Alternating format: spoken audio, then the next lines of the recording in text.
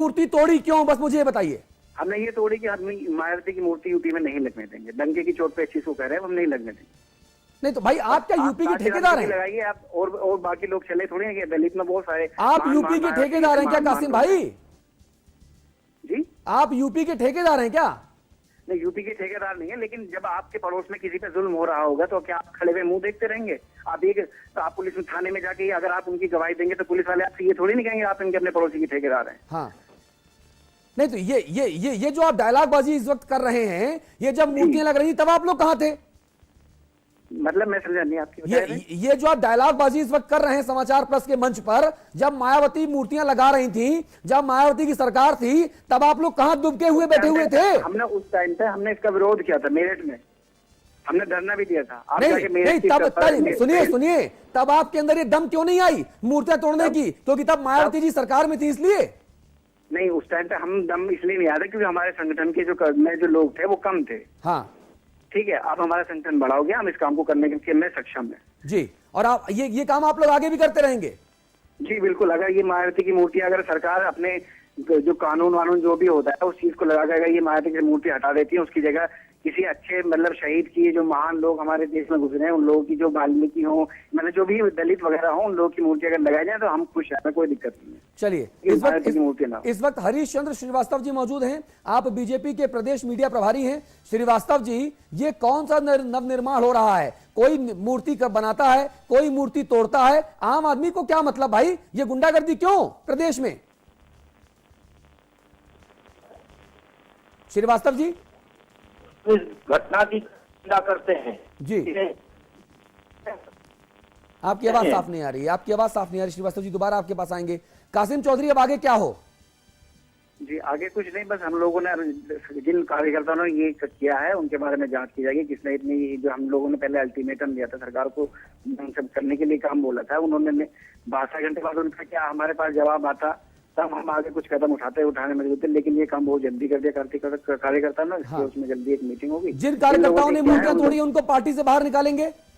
जी बिल्कुल, अगर जरूरत पड़ी तो बाहर भी निकाल। नहीं देखिए, गोल गोल बातें मत कीजिए, घुमावदार बातें मत कीजिए। देखिए बिल्कुल अगर ये गलत है इस बारे में फैसला हमारे अध्यक्ष जी लेंगे कि उन्हें क्या करना है।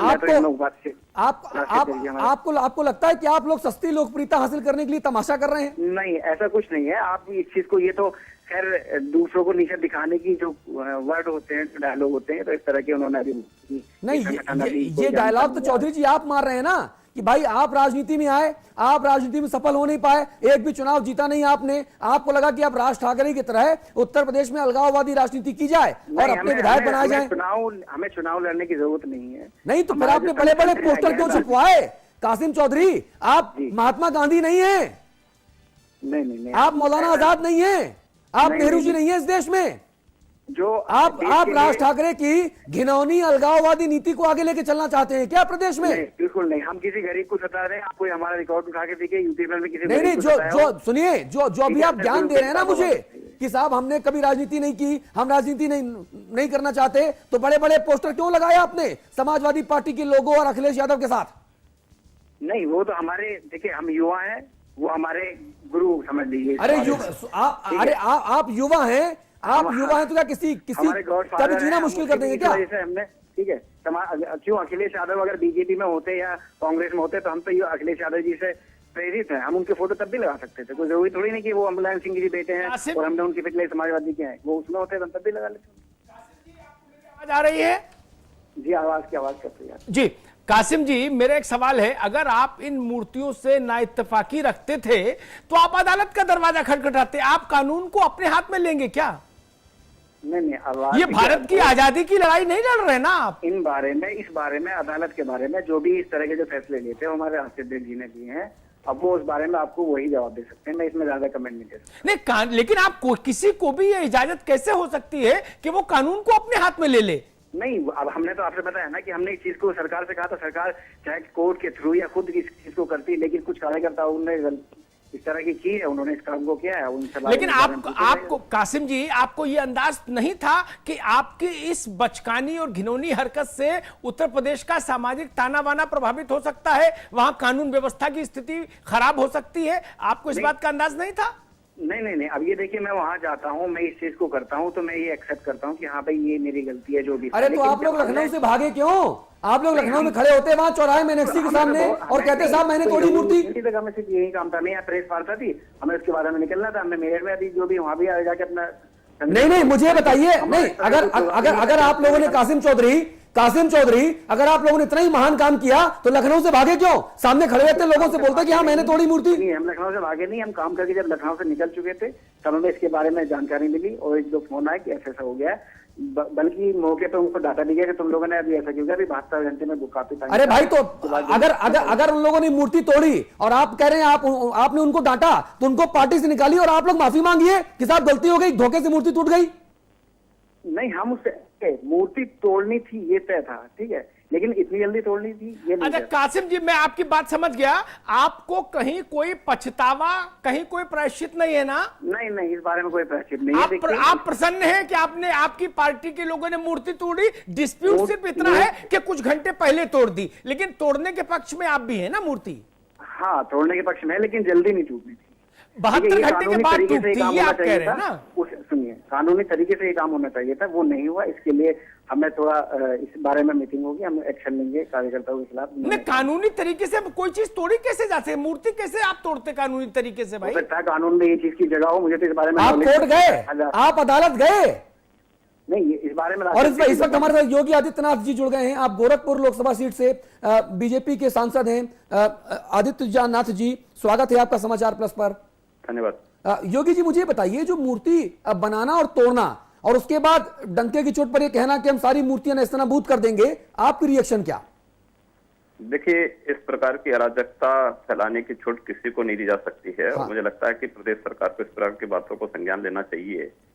ये किसी साजिश का हिस्सा है और वर्ग संघर्ष को बढ़ाने वाला है, और इस प्रकार के लोग समाज की शांति को भंग करते हैं और इसे कतई बर्दाश्त नहीं किया जाना चाहिए। ये गलत बात है, और अगर किसी को आपत्ति है तो कोर्ट में जाएं, उसका विधिक तरीका है, उसके अनुसार वो करें। लेकिन मूर्ति खंडित कर देना और फिर ये वो कोई उसकी बहादुरी थोड़े है। अब कोई अपना सिर पटक करके फोड़ दे और फिर कहे कि मैंने बहादुरी दिखाई है, तो इसकी मूर्खता है, उसकी बहादुरी नहीं।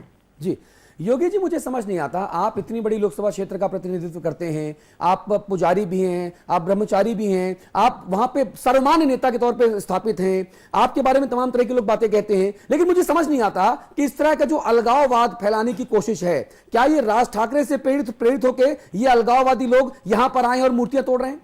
देखिए, इस प्रकार की चीजों को कहा ना कि ये चीजें कतई स्वीकार नहीं की जानी चाहिए और समाज को भी इसको स्वीकार नहीं करना चाहिए, कतई नहीं स्वीकार करना चाहिए।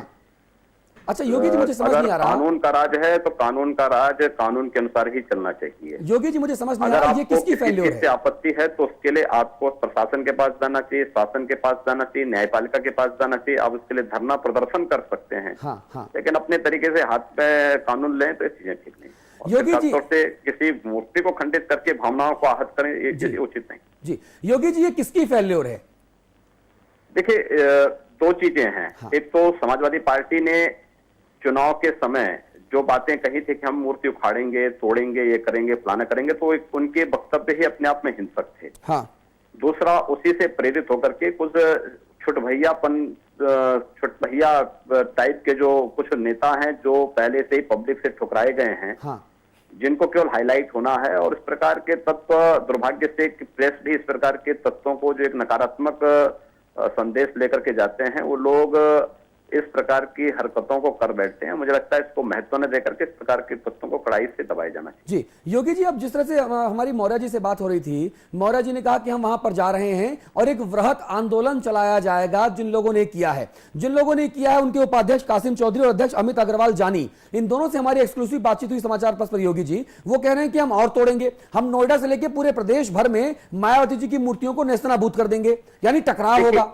देखिए, ये तो समाज में अपने आप अलगाव पैदा करने जैसी स्थिति है, गलत बात है ये। और मुझे लगता है कि किसी को भी कानून हाथ में लेने की इजाजत शासन को नहीं देनी चाहिए, और अगर शासन इस प्रकार के तत्वों को प्रश्रय देता है तो इसका मतलब ये है कि कानून का राज यूपी में नहीं, अराजकता है, और इस प्रकार के कुछ छिंकल और दंड तत्व जानबूझ करके वर्ग संघर्ष की स्थिति पैदा करना चाहते हैं। आदित्यनाथ जी नमस्कार, अमिताभ अग्निहोत्री बोल रहा हूं। हाँ जी, नमस्कार। आदित्य जी, इस घटना को घटे 1.5 घंटे से ऊपर हो गया, उनके अध्यक्ष और उनके दूसरे पदाधिकारी लगातार हमसे और बाकी चैनल से बात करते हुए लखनऊ से मूव कर रहे हैं मेरठ की ओर। पूरे चैनल्स पर हंगामा मचा हुआ है। अभी तक उन लोगों की जो खुलेआम इसकी जिम्मेदारी ले रहे हैं और अपनी पीठ ठोक रहे हैं, उनकी गिरफ्तारी नहीं हो पाई।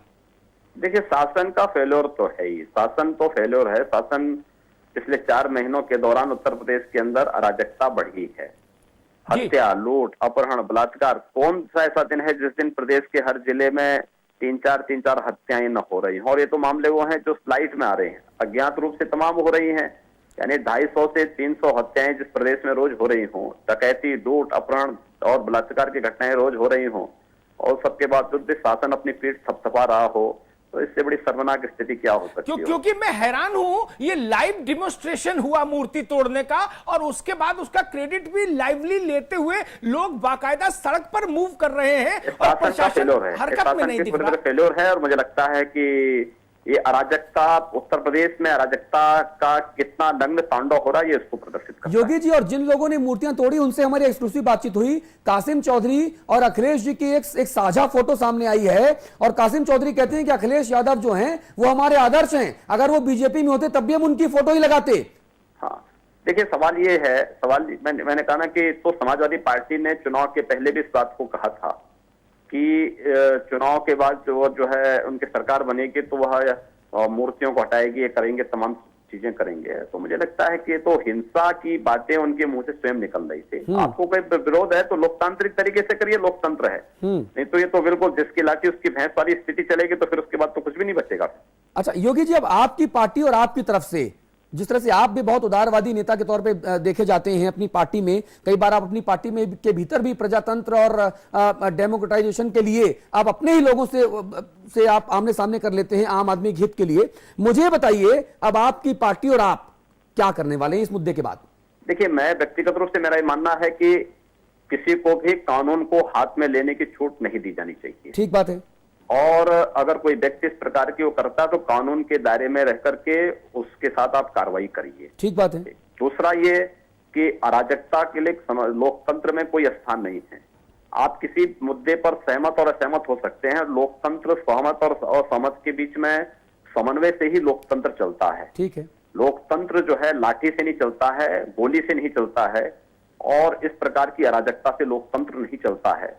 दुर्भाग्य है कि प्रदेश की सरकार ये स्वयं अराजकता को बढ़ावा दे रही है, उत्तर प्रदेश को आतंकवाद की ओर धकेल रही है, और पूरा प्रदेश आज जो अराजकता की एक बहुत भयंकर स्थिति उत्तर प्रदेश के अंदर पैदा हुई है, तो उसके लिए यूपी सरकार की वर्तमान सरकार। आदित्यनाथ जी, इस तथाकथित संगठन के जो राष्ट्रीय अध्यक्ष हैं अमित जानी, वो 2012 पिछले लोकसभा चुनाव में बागपत से समाजवादी पार्टी के उम्मीदवार के तौर पर टिकट मांग रहे थे। वो बाकायदा फीस जमा करवा के आए थे। हाँ, देखिए, अब अगर इस प्रकार की चीजें तो गंभीर बातें हैं ये, और उस प्रदेश सरकार को इस बात को संज्ञान में लेना चाहिए कि आखिर उसका कौन सा चेहरा है और प्रदेश के अंदर क्या करना चाहती है। जी जी, योगी जी, मैं आपसे सिर्फ आखिरी रिएक्शन मांगूंगा, क्योंकि आप बहुत अच्छी और बहुत उदारवादी बातें कर रहे हैं, और बहुत जरूरी भी है ये समझना, समझदारी की बातें करना ऐसे मौकों पर। मुझे बताइए कि बहुजन समाज पार्टी के जो आपके मित्र हैं, जो आपके पूर्व सहयोगी रहे हैं, क्या संदेश देना चाहेंगे आप? चूंकि मौर्य जी ने कहा है कि ये मामला बड़ा विकट है, हम सड़कों पर उतरेंगे। देखिए, दो चीजें साफ हैं। मैंने कहा ना कि देखिए, अगर किसी की भावनाओं को आहत की जाएंगे तो स्वाभाविक रूप से इसके अंदर आक्रोश होगा। किसी के नेता के साथ कोई इस प्रकार का व्यवहार करेगा तो किसी को भी गुस्सा आएगा जी।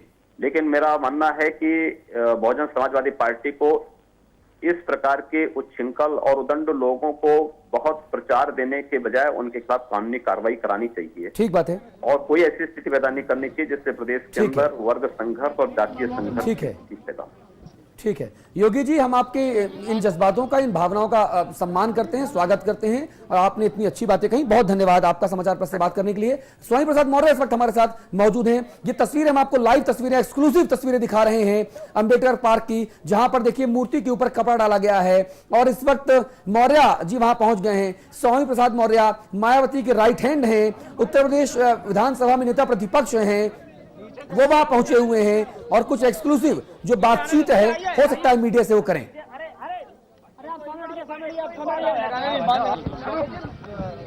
सर क्या हुआ?